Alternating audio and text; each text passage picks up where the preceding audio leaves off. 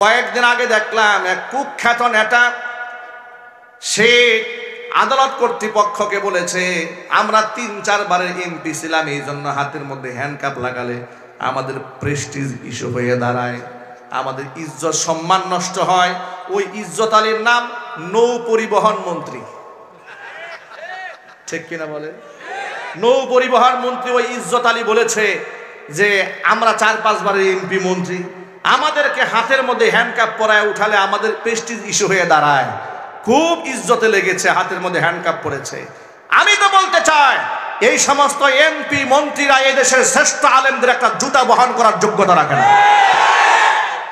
অত সেই সমস্ত আলেম যাদের চেহারা দেখা মানুষ ইবাদত মনে করে, যাদের হাতকে স্পর্শ করতে পারলে নিজেকে ধন্য মনে করে, হাতকে চুম্বন করতে পারলে গর্ববোধ করে, তাদের জন্য চোখের পানি ছেড়ে এই সমস্ত আলেমদেরকে এমন ভাবে ডান্ডা বেড়ি পরিয়ে আদালতে উঠানো হয়েছে মনে হতো এদের চাইতে গুন্ডা সন্ত্রাস আর নাই। এমন বিয়াদবি যারা করেছে তাদের পায়ে শুধু ডান্ডা বেড়ি কেন, এর থেকে নিকৃষ্ট শাস্তি হওয়া দরকার। কথা বলে ঠিক কিনা বলে?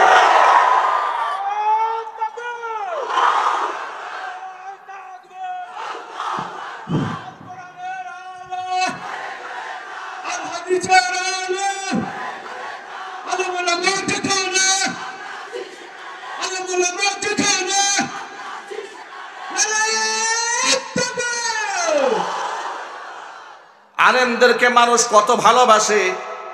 করোনাকালীন সময় ফুল লকডাউনের সময়ে আলেম মারা গেছে, জানাজার নামাজ পড়ার জন্য লাখো মানুষ ময়দানে জমা হয়ে গেছে, ঠিক কিনা বলেন? বরং লকডাউনের সময় তো এমন হয়েছে স্বামী মারা গেছে স্ত্রী দেখতে আসে না, বাবা মারা গেছে সন্তান লাশ ছয় না, ঠিক না বে ঠিক? ওই সময় জুবাইর আহমদ আনসারী রহমাতুল্লাহি আলাইহি মারা গেলেন, জানাজার নামাজে লাখো মানুষের ঢল নামলো, টেলিভিশনে আলেমদের সমালোচনা করা হলো, বলা হলো সব মৌলবাদী দেশটাকে শেষ করে দিয়েছে। ভাইরা আমার, তোমাদের জানাজার মধ্যে টর্চ লাইট দিয়া লোক খুঁজে পাও না, আর আলেমদের জানাজার নামাজের মধ্যে পুলিশ দিয়া বাধা দিয়া লোক ঠেকায় রাখতে পারো না। পার্থক্য তো এখানে। শহীদ আল্লামা দেলোয়ার হোসেন সাঈদী রহমাতুল্লাহি আলাইহি জানাজার নামাজটা ঢাকা শহরে পড়ার জন্য আবামর জনসাধারণ চোখের পানি ফেলেছে। উনি তো শুধুমাত্র একটা জামাত ইসলামের নেতাই ছিলেন না, উনি তো একজন বড় আলেম ছিলেন, একজন বক্তা ছিলেন, একজন দায়ী ছিলেন। তার ওয়াজ শুনে নাই সে, হোক আওয়ামী লীগ, হোক বিএনপি, হোক জামাত, হোক জাতীয় পার্টি, এদেশের কোটি কোটি মানুষ সাঈদী সাহেবের ওয়াজ শুনেছে। এমন একজন সম্মানিত লোককে তোমরা জানাজা পর্যন্ত পড়তে দাও না, ইতিহাস আমরা ভুলে যাইনি। আমার মতো লোককে তোমরা গাজীপুরের মাহফিল মঞ্চ থেকে নামিয়ে ককটেল মামলা দিয়ে 1 নাম্বার আসামি, বিএনপির মামলার আমাকে দিয়ে হাসান সরকারকে 7 নাম্বার আসামি দিয়ে আমার 1 নাম্বার দিয়ে আদালতে তোমরা তুলেছিলে। মামলা দিয়েছিল, আমার পকেটের মধ্যে 16টা ককটেল পাওয়া গেছে। তোমরা আমাদের হাতে গরুর রশি দেয়া বেঁধে আমাদেরকে কোর্টে হাজির করেছিলে, ইতিহাস আমরা ভুলে যাই নাই। বিনা নোটিশে তোমরা আমাদের মসজিদ থেকে তাড়িয়ে দিয়েছিলে, ইতিহাস ভুলে যায় নাই। আগামীর ভবিষ্যতে আলেম ওলামাদের সাথে এখনো আচরণ যারা করবে, গোটা উম্মতে মুসলিমা তাদের বিরুদ্ধে জিহাদের ঘোষণা দিয়ে প্রস্তুত থাকতে হবে।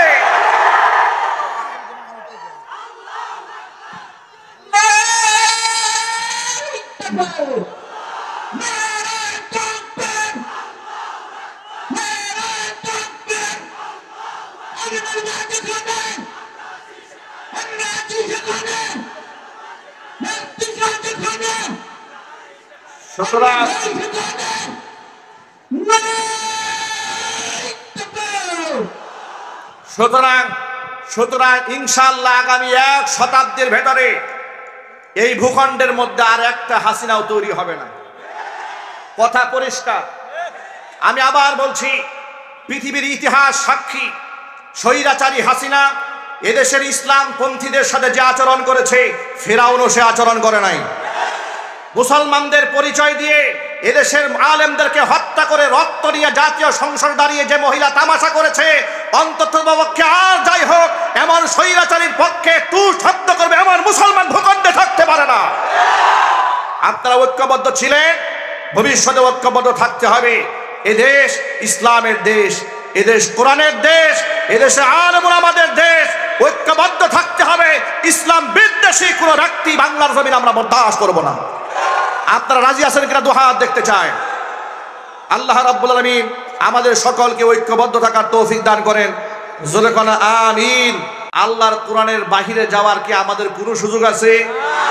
কোরআন যাকে হালাল বলেছে তা হালাল হিসেবে গণ্য করতে হবে, কোরআন যা হারাম বলেছে সেটা হারাম হিসেবে মান্য করতে হবে। দেখুন এই যে উলামারা আজকে মাহফিলের ইসলামী সম্মেলন আয়োজন করেছেন, অথচ বিগত 16 বছরে স্বৈরাচারের আমলে এই দেশে মুসলিম অধ্যুষিত এই দেশে সবচাইতে বেশি নির্যাতিত হয়েছে উলামায়ে কেরাম। আলেমদের কোমরের মধ্যে রশি বেঁধে টেনে টেনে তারা আদালতে দাঁড় করিয়েছে, পায়ের মধ্যে ডান্ডা বেরি পড়িয়েছে। ঈমানের পথে অবিচল থেকে আমার মরণ যেন হয়। ঈমানের পথে অবিচল থেকে আমার মরণ যেন হয়। তোমারই কাছে মিনতি আমার,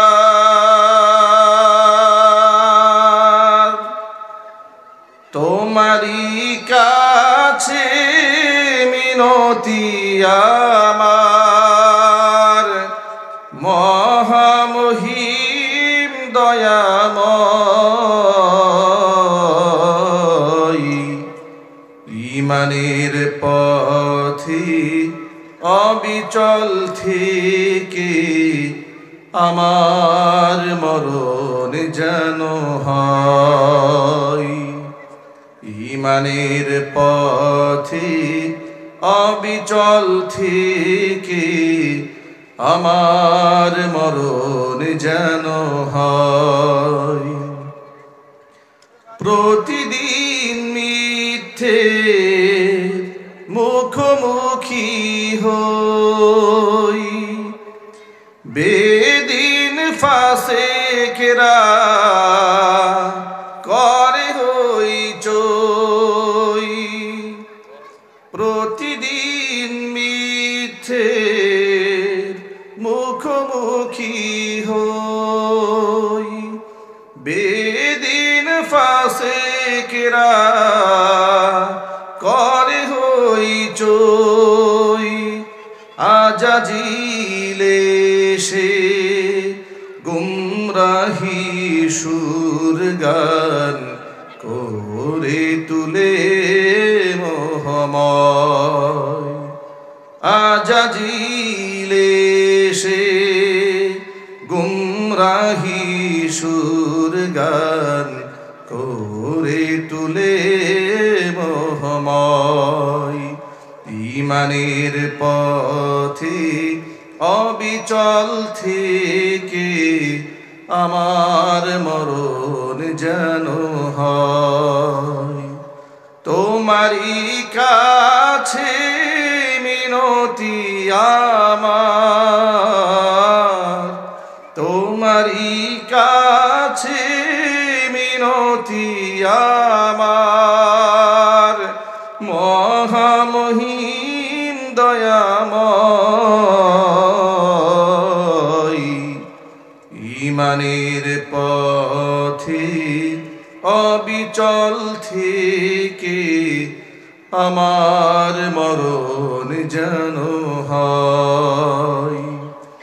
ঈমানের পথে অবিচল থেকে আমার মরণ যেন হয়।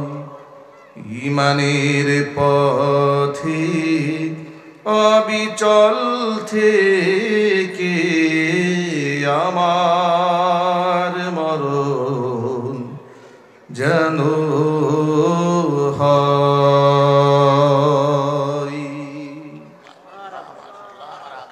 সকলেই বলেন আল্লাহুম্মা আমিন। ঐতিহ্যবাহী গাজীপুর জেলার অন্তর্গত কালিয়াকুর উপজেলা ওলামা কল্যাণ পরিষদ কর্তৃক আয়োজিত হরিণহাটি বাইতুন নূর কেন্দ্রীয় জামে মসজিদ সংলগ্ন মাঠে আজকে ইসলামী মহাসম্মেলনের সম্মানিত সভাপতি জনাব আলহাজ মাওলানা নজরুল ইসলাম সাহেব, সভাপতি গাজীপুর কালিয়াকৈর উপজেলা উলামা কল্যাণ পরিষদ, মোহতারাম সভাপতির নেক হায়াত আল্লাহ তাআলা দারাজ করেন, তার খিদমাতের ওয়াসাআতকে আল্লাহ তাআলা বৃদ্ধি করে দেন।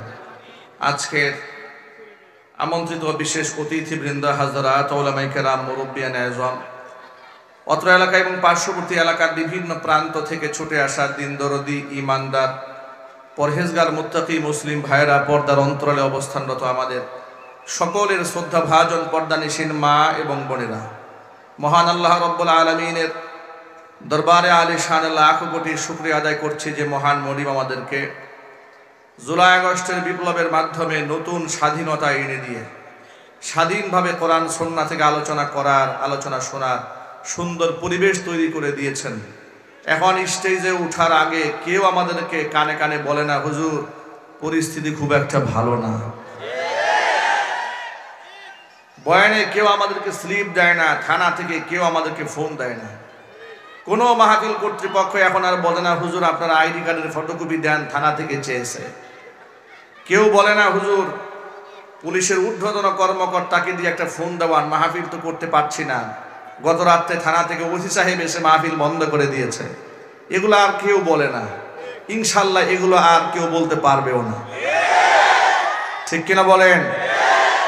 এদেশের ওলামারা এই দেশে যে পরিমাণ শ্রম দিয়েছে, ঘাম ঝরিয়েছে, রক্ত ঝরিয়েছে, আলেমদের ত্যাগ, আলেমদের তিতিক্ষা, আলেমদের জীবন বাজি রেখে ইসলামের পক্ষে চলার অবদানে আজকে 56,000 বর্গ মাইলের প্রতি ইঞ্চি মাটি ইসলামের জন্য আল্লাহ পাক উর্বর বানিয়ে দিয়েছেন। কথা ঠিক কিনা বলেন? ইসলামের সপক্ষে আপনারা ছিলেন, আছেন, ভবিষ্যতেও থাকবেন, বলেন ইনশাআল্লাহ। সবাই একটু জোর আওয়াজে বলতে হবে ইনশাআল্লাহ। মনে রাখবেন, আজকের কালিয়াকৈর উপজেলা উলামা কল্যাণ পরিষদ আজকের এই ইসলামী মহাসম্মেলন আয়োজন করেছেন। ওলামারা হচ্ছেন আমাদের মাথার মুকুট, আমাদের মাথার তাজ। আলেম ওলামাদের সম্মান স্বয়ং আল্লাহ পাক বৃদ্ধি করেছেন। নবী করিম সাল্লাল্লাহু আলাইহি ওয়াসাল্লামের অসংখ্য হাদিস দ্বারা ওলামাদের শান মান ফুটে ওঠে। কোরআন মাজিদে আল্লাহ পাক স্পষ্ট বলে দিয়েছেন, ইন্নামা ইয়াখশাল্লাহা মিন ইবাদিহিল উলামা। নিঃসন্দেহে আমার বান্দাদের মধ্যে আমি আল্লাহকে সবচাইতে বেশি ভয় করে চলে ওলামা সম্প্রদায়। জোরে কোন সুবহানাল্লাহ। ওলামাদের সম্মান আল্লাহর কাছে আছে না নাই? একটু জোর আওয়াজে বলতে হবে, আছে না নাই? আলেমদের সম্মান দুনিয়াতে নাই? কোরআনে আল্লাহর ওয়াদা আছে, ইয়ারফাইল্লাহুল্লাযীনা আমানু মিনকুম ওয়াল্লাযীনা উতুল ইলমা দারাজাত। তোমাদের মধ্যে যারা ঈমানদার আমি তাদের সম্মানকে বৃদ্ধি করে দেব।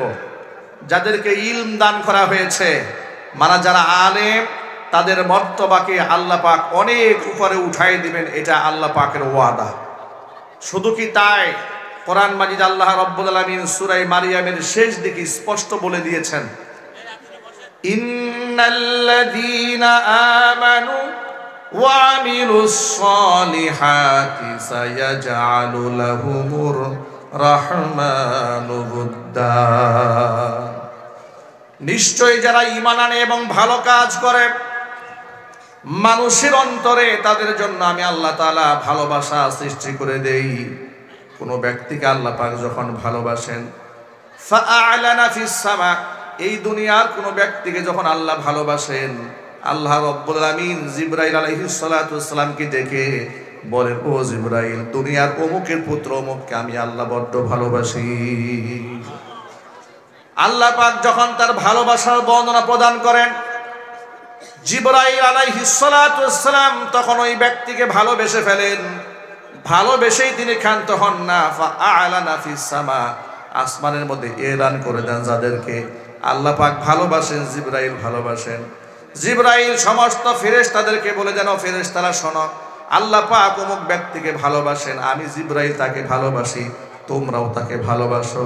যেই ব্যক্তিকে আল্লাহ ভালোবাসেন, যেই ব্যক্তিকে জিবরাইল ভালোবাসেন, সমস্ত ফেরেশতা কুল যাকে ভালোবাসেন, ফায়ুদাউ লাহুল কাবুলু ফিল আরদি, হাদিস শরীফের মধ্যে এসেছে, তখন জমিনের মধ্যে আল্লাহ পাক তার একটা মাকবুলিয়ত, একটা গ্রহণযোগ্যতা সৃষ্টি করে দেন। এই জমিনের মানুষগুলো তখন তাকে ভালোবাসতে থাকে। একটু জোরাও যখন সুবহানাল্লাহ। আলেম ওলামাদের এই শান আল্লাহ পাক দুনিয়াতে দান করেছেন। আলেমদের পকেটে কারি কারি টাকা না থাকতে পারে, আলেমরা শিল্পপতি না হতে পারে, কারণ দুনিয়ার এই চাকচিক্য তো একেবারেই ক্ষণস্থায়ী, চিরস্থায়ী সুখ তো জান্নাতে, ঠিক কিনা বলেন?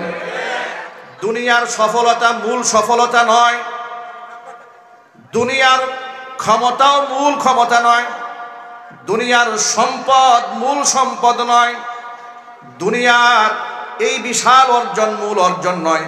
দুনিয়াতে doctor, engineer, lawyer, barrister, professor, বড় আলেম, মুফতি, মুহাদ্দিস, বড় বক্তা হয়ে যাওয়া মূল চাবিকাঠি নয়। আল্লাহর কসম এটা মূল সফলতা নয়।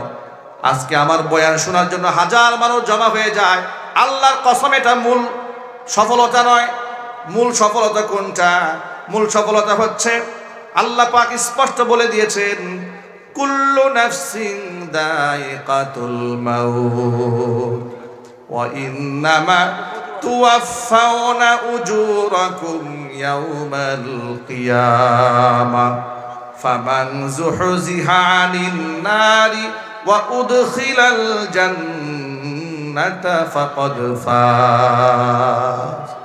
প্রতিটা প্রাণীকে মৃত্যুর স্বাদ আস্বাদন করতে হবে। দুনিয়া থেকে তার মৃত্যু হয়ে যাওয়ার পর যেই ব্যক্তিকে জাহান্নামের আগুন থেকে মুক্ত করে জান্নাতে ঢুকায় দেওয়া হবে, আল্লাহ পাক বলেন ওই ব্যক্তি সফল। জোরে জোরে বলেন সুবহানাল্লাহ।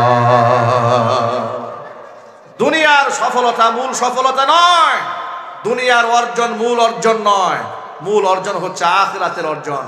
আল্লাহ পাক যদি কিয়ামতের দিন বলেন যে আমি তোরে মাফ করে দিলাম, আমি তোকে জান্নাত দিয়ে দিলাম, এর চেয়ে বড় সফলতার কিছু হতে পারে না।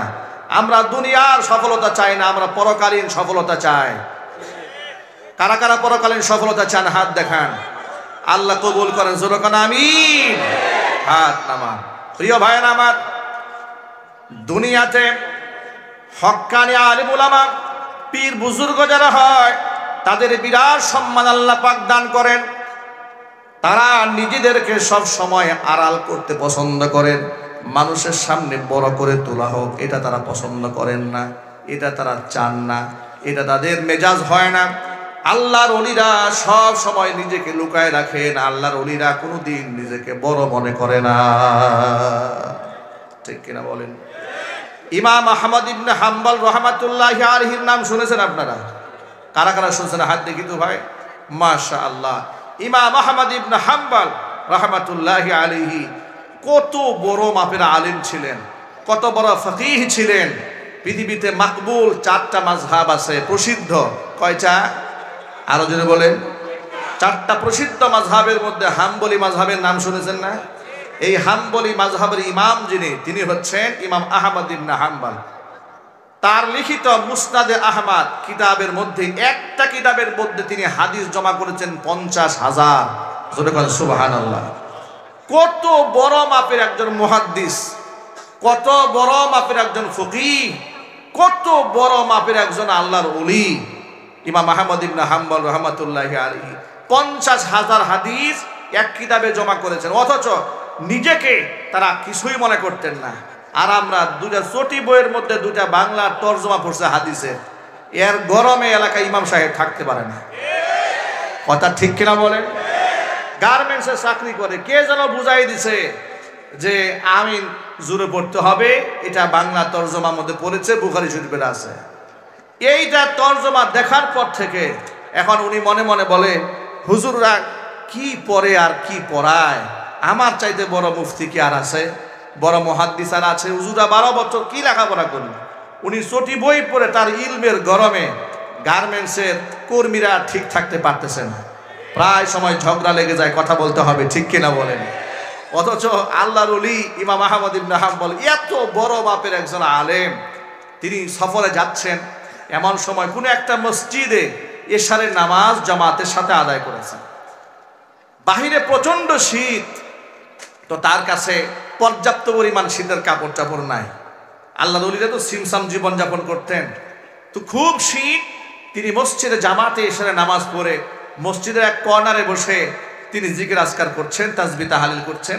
মনে মনে সিদ্ধান্ত নিলেন যে আমি রাতটা এখানে ইবাদত করে কাটিয়ে দিই, সকাল হলে ফজর পরে এখান থেকে বিদায় হয়ে যাবে। মুয়াজ্জিন সাহেব আসলেন, দেখেন একজন মুরব্বী বসে আছেন। মুয়াজ্জিন সাহেব মুরব্বীকে বলছে, মুরব্বী আপনি বের হন মসজিদ থেকে, নামাজ শেষ হয়েছে না? বলে নামাজ শেষ হয়েছে।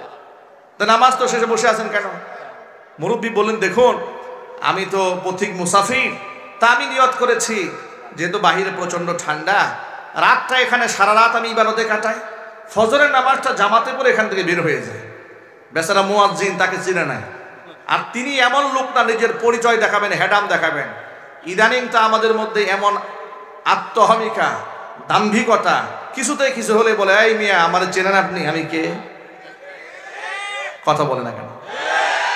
বক্তা স্টেজে বয়ান করতেছে, বক্তার সামনে থেকে মাইক কেড়ে নিয়েছে, এমন বেয়াদব এই দেশে আছে না নাই? চিল্লাই বলতে পারছে না নাই? মুসলমানের ঘরে জন্ম নিয়েছে, ওরা মুসলমান হতে পারে নাই। এগুলো মুনাফিক, এগুলো কি? চিল্লাই বলেন।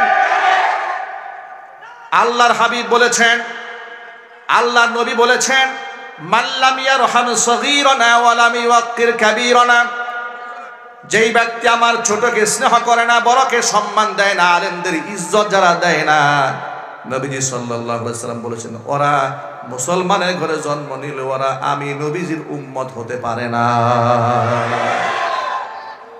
আল্লাহর কসম, মুনাফিক যদি বর্তমানে চিহ্নিত করা যেত, ১৫০০ বছর আগে মুনাফিকদের জানাজা পড়তে আল্লাহ তার রাসূলকে নিষেধ করেছেন।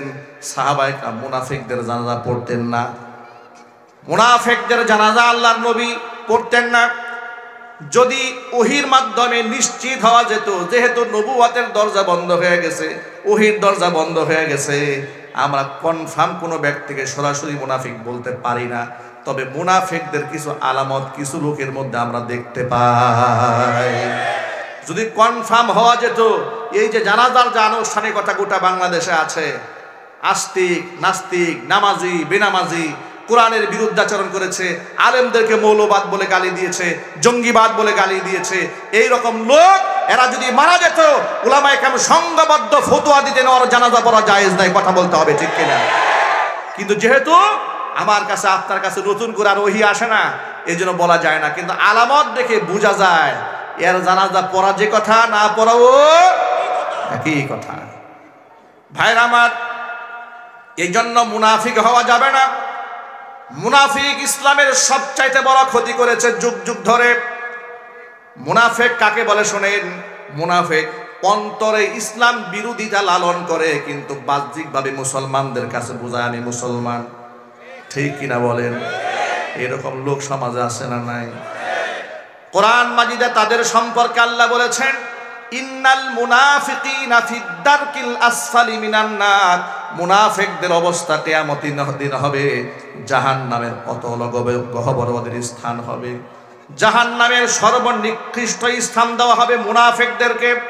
আল্লাহর নবী রাহমাতুল লিল আলামিন ঘোষণা করেছেন, ইন্না ফি উম্মতি 12 মুনাফিকান লা ইয়াদখুলুনাল জান্নাতা ওয়া লা ইয়াজিদুনা রিহাহা হাত্তা ইয়ালিজাল জামালু ফি সাম্মিল খিয়াত আও কামা ক্বালা আলাইহিস সালাতু ওয়াসসালাম। হুজুর বলেন, আমার উম্মতের মধ্যে এমন 12 জন মুনাফিক আছে, ওরা জান্নাতে তো প্রবেশ করবে না, জান্নাতের খুশবু পর্যন্ত ওরা নাকের মধ্যে পাবে না।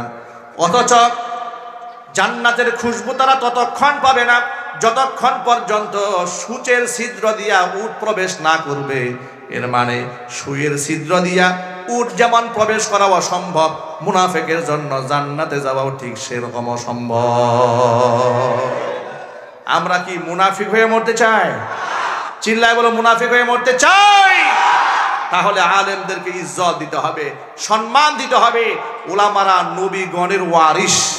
উলামারা কাদের ওয়ারিস? নবীগণের ওয়ারিস। এই কথা যেন মনে থাকে, বলেন ইনশাআল্লাহ। আর জোরে কোন ইনশাআল্লাহ। ভাইরা আমার, তো ইমাম আহমদ ইবনে হাম্বল সাধারণ বেশে মসজিদে বসে আছেন। মুয়াজ্জিন সাহেব বললেন, মুরব্বি বের হন, নামাজ শেষ হয়ে গেছে, চলে যান বাহিরে। তিনি বললেন, আল্লাহর বান্দা মুয়াজ্জিন সাহেব, আমি তো প্রতীক মুসাফির, প্রচন্ড শীত, বাহিরে আমার বয়স হয়ে গেছে, মুরব্বী মানুষ আমি এখানে তাহাজ্জুদের রাতটা কাটাই দিই, সকালে ফজর পরে বের হয়ে যাই। মুয়াজ্জিন সাহেব বলল, ওই সমস্ত কথা চলবে না, ওই সমস্ত কথা চলবে না, খালি বের হন মসজিদ থেকে। তখনও তিনি নিজেকে বলেন না, মুয়াজ্জিন সাহেবের কাছে পরিচয় দিয়ে বলেন না, মিয়া আমার চেনো, আমি কে? আমি হচ্ছে এই জগতের শ্রেষ্ঠ মুহাদ্দিস ইমাম আহমদ ইবনে হাম্বল। পরিচয় দিলেন না। সিভিলে ছিলেন, তাকে সেখান থেকে মসজিদ থেকে বের করে দেওয়া হলো। কিতাবের মধ্যে এসেছে ইমাম আহমদ ইবনে হাম্বল রাহমাতুল্লাহি আলাইহি মসজিদ থেকে বের হয়ে তালাশ করতেছিলেন যে রাতটা কোথায় একটু আরামে কাটাইয়া দেওয়া যায়। একটুকু হাঁটতে হাঁটতে দেখতে পেলেন বাজারের কোনায় বসে একটা ইয়াং ছেলে রুটির দোকান করছে। এখানে তাওয়ার মধ্যে রুটি দিচ্ছে, রুটি সেকতেছে আর রুটি বিক্রি করতেছে গভীর রাতে। আহমদ ইবনে হাম্বল রাহমাতুল্লাহি আলাইহি ওই ইয়াং দোকানদারের পাশে গিয়া বসলেন।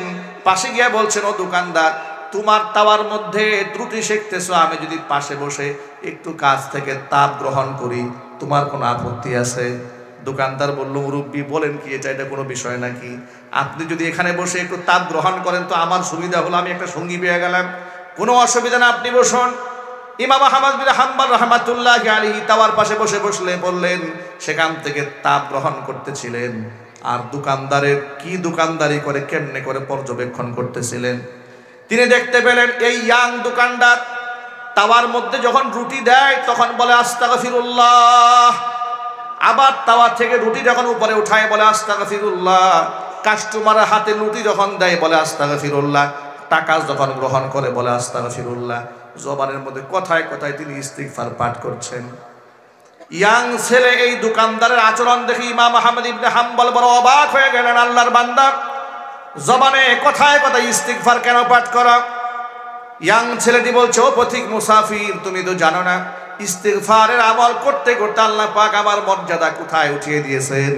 এই জবান থেকে যে দুয়াই করি না কেন, দোয়া করতে দেরি হয়, আল্লাহর কাছে কবুল হতে দেরি হয় না। আল্লাহ তাআলা আমাকে মুস্তাজাব দাওয়া বানিয়ে দিয়েছেন। এই জন্য আমার সকল ভাইদের প্রতি উদাত্ত আহ্বান, জবানে বেশি বেশি ইস্তিগফার জারি রাখবেন। আস্তাগফিরুল্লাহ, আস্তাগফিরুল্লাহ, লা হাওলা ওয়ালা কুওয়াতা ইল্লা বিল্লাহ সব সময় পড়বেন। আল্লাহর হাবিবের গায়ে কোনো গুনাহ ছিল না, অথচ আল্লাহর নবী সাল্লাল্লাহু আলাইহি ওয়াসাল্লাম দিনে ৭০ বারের ঊর্ধ্বে তিনি ইস্তিগফার পাঠ করতেন। জোরে কোন সুবহানাল্লাহ।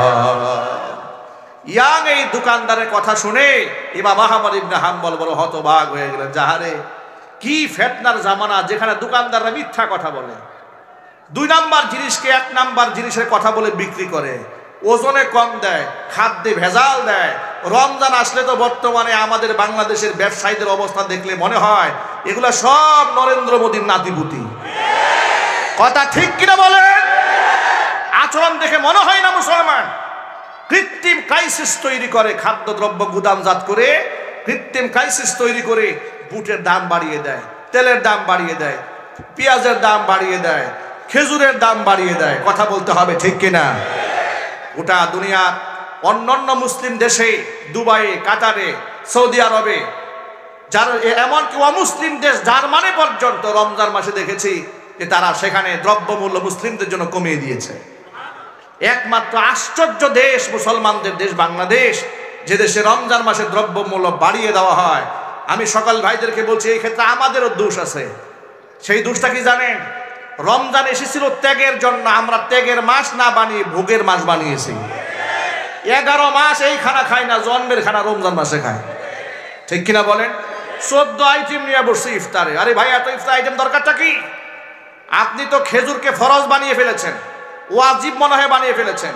বুট না খাইলে যে আপনার সংসার চলবে না, এমন একটা অবস্থা। মুড়ি ভাজি না খেলে মনে হয় তার রোজাই হয় নাই। এই যে আপনার যে চাহিদাটা, এর তো দোকানদার বুঝে ফেলেছে। দোকানদার তো বুঝে এরা রোজা না খাইলে কি হবে, ইফতার বাদ দিবে না। কথা বলে না কেন? রোজা না করলে কি হবে, ইফতার বাদ দিবে না। পুরান ঢাকায় এক ভদ্রলোক নাকি বলতেছে যে, তুমি বসছো কেন, তুমি তো রোজা রাখো নাই। কয়, মিয়া সাহেব রোজা রাখি নাই তো কবিরা গুনাহ একটা করছি, এখন ইফতার না খাই রাখি কাফির হবো নাকি এখন আমি? উনি ইফতার খেয়ে ফেলবে। দেখবেন বেরোজাদারের ইফতারের জ্বালায় রোজাদার ইফতার খাওয়ার সুযোগ পায় না। প্রিয় ভাইরা, এজন্য সকল ভাইদেরকে বলছি, দেখুন নবী করিম সাল্লাল্লাহু আলাইহি ওয়াসাল্লাম বলেছেন, ইউহশারুত তুজ্জারু ইয়াউমাল কিয়ামাতি ফুজ্জারান, ব্যবসায়ীদেরকে কিয়ামতের দিন পাপিষ্ঠদের কাতারে দাঁড় করে দেওয়া হবে। চিৎকার দেখো নাউজুবিল্লাহ।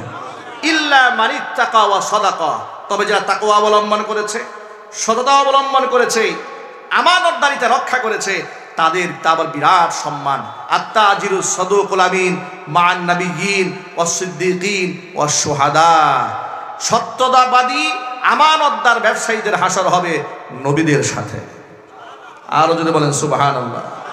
এই জন্য ব্যবসায়ী ভাইরা কৃত্রিম ক্রাইসিস তৈরি করবেন না, ওজনে কম দিবেন না, খাদ্যে ভেজাল দেবেন না, 2 নম্বর জিনিসকে 1 নাম্বার বলে বিক্রি করবেন না, কসম কেটে মিথ্যা কথা বলবেন না। যদি সত্যবাদী হয়ে থাকেন, কিয়ামতে আপনার হাসর হবে নবীদের সাথে। চিৎকার দেবেন সুবহানাল্লাহ। মূল কথায় ফিরে আসি। আহমদ ইবনে হাম্বল এই ইয়াং ছেলের কথা শুনে হতবাক হয়ে গেল। এ কেমন দোকানদার, কথায় কথায় ইস্তেগফার পাঠ করে। দোকানদার বলে, আল্লাহর বান্দা, আমি আমার জবানে প্রতিনিয়ত ইস্তিগফারের আমল করার কারণে আল্লাহ আমার সম্মান এত এত উপরে উঠিয়ে দিয়েছে। জবানে দোয়া করতে দেরি হয়, আল্লাহ পাক কবুল করতে দেরি করেন না। তবে মুসাফির, আমার মনে একটা কষ্ট আছে, একটা কষ্ট আছে। সব দোয়া আল্লাহ কবুল করেছেন, একটা দোয়া কেন যেন এখনো কবুল হয় নাই। আহমদ ইবনে হাম্বল জিজ্ঞেস করেন, আল্লাহর বান্দা, কোন দোয়া তোমার কবুল হয়নি? ছেলেটি বলে, আহমদ ইবনে হাম্বল রাহমাতুল্লাহি আলাইহি নামক এই অঞ্চলের শ্রেষ্ঠতম একজন মুহাদ্দিস আছে, বড় বুজুর্গ আলেম আছে। আমি আল্লাহর কাছে দোয়া করেছি, রব্বুল আলামিন আমার জীবনে একটা বার হলেও যেন ইমাম আহমদ ইবনে হাম্বলের সাক্ষাৎ পাই। যদি কোনোদিন তারে দেখতে পারি, তাকে বুকের সাথে আলিঙ্গন করে কপাল ধরে একটা চুমা দিতে চাই। এই দোয়াটা কবুল হয় নাই, বাকি যত দোয়া আছে সব আল্লাহ পাক কবুল করে নিয়েছেন। এতক্ষণ পর্যন্ত যিনি নিজেকে আড়াল রেখেছিলেন, যুবকের কথা শুনে নিজেকে আর লুকিয়ে রাখতে পারলেন না, দাঁড়িয়ে বললেন, ও যুবক, যে ইমাম আহমদ ইবনে হাম্বলকে দেখার জন্য তুমি আল্লাহর কাছে দোয়া করেছিলে, আল্লাহ পাক ওই ইমাম আহমদ ইবনে হাম্বলকে তোমার রাতের সাথী হিসেবে তোমার দোকানের মধ্যে আল্লাহ নিজে পাঠিয়ে দিয়েছে। পরিচয় দিলেন, বুকের সাথে আলিঙ্গন করলেন, কপাল ধরে চুমো খেলেন, আল্লাহ পাকের শুকরিয়া আদায় করলেন। ঘটনা থেকে কয়েকটা শিক্ষা পাওয়া যায়। 1 নাম্বার শিক্ষা হচ্ছে, নিজেকে কখনো বড় করতে নাই। আল্লাহর ওলিরা নিজেকে কোনোদিন বড় মনে করে নাই, কি কোনোদিন নিজেকে অহংকার করে মানুষের সামনে উপস্থাপন করে নাই। কিন্তু আমাদের কথার মধ্যে অহংকার, চলার মধ্যে অহংকার, আমাদের আচরণের মধ্যে অহংকার আছে না নাই? কথা বলে না কেন? আল্লাহর হাবিব রাহমাতুল লিল আলামিন 1000 বছর আগে ঘোষণা করেছেন, লা ইয়াদখুলুল জান্নাতা মান কানা ফি কলবিহি মিসকালু হাববাতিন মিন কিবরিন। একেবারে দানা পরিমাণ যদি অহংকার কারো কলিজার মধ্যে থাকে, ওই ব্যক্তি জান্নাতে যেতে পারবে না। এই কথা সাহাবীরা শোনার পরে জিজ্ঞেস করলেন, ও আল্লাহর নবী, কিছু মানুষ তো এমন আছে সুন্দর টুপি পরে, সুন্দর জুতা পরে, সুন্দর জামা পরে, এটা কি অহংকারের অংশ কিনা? হুজুর বললেন, না। ইন্নাল্লাহা জামিলুন ইউহিব্বুল জামাল, আল্লাহ নিজে সুন্দর, সৌন্দর্যতাকে আল্লাহ ভালোবাসেন। এটা অহংকার নয়। অহংকার হচ্ছে বাতারুল হাক্কি ওয়া গামতুন নাস, সত্যকে প্রত্যাখ্যান করা আর মানুষদেরকে তুচ্ছ তাচ্ছিল্য মনে করা। কথা ঠিক কিনা বলেন? সত্যকে অস্বীকার করার নাম হচ্ছে অহংকার। সত্যকে অস্বীকার করার নাম কি? অহংকার। কুরআন হক, রাসূল হক, পরকাল সত্য, জান্নাত জাহান্নাম আছে, এতে কি কারো কোনো সন্দেহ আছে আমাদের? আরো জোরে বলতে হবে, সন্দেহ আছে? জীবনের শুরু থেকে শেষ পর্যন্ত, আমার জীবনের শুরু থেকে আমার মৃত্যু পর্যন্ত প্রতিটা পদক্ষেপে আল্লাহর কোরআনের শাসন ব্যবস্থা মানতে হবে। এটা আল্লাহর নির্দেশ। এটা কি আমরা পালন করতে পারবো ইনশাআল্লাহ? একটু জোর আওয়াজে বলতে হবে, পারবো ইনশাআল্লাহ? আল্লাহর কোরআনের বাহিরে যাওয়ার কি আমাদের কোনো সুযোগ আছে? একটি ইমানদারের মতো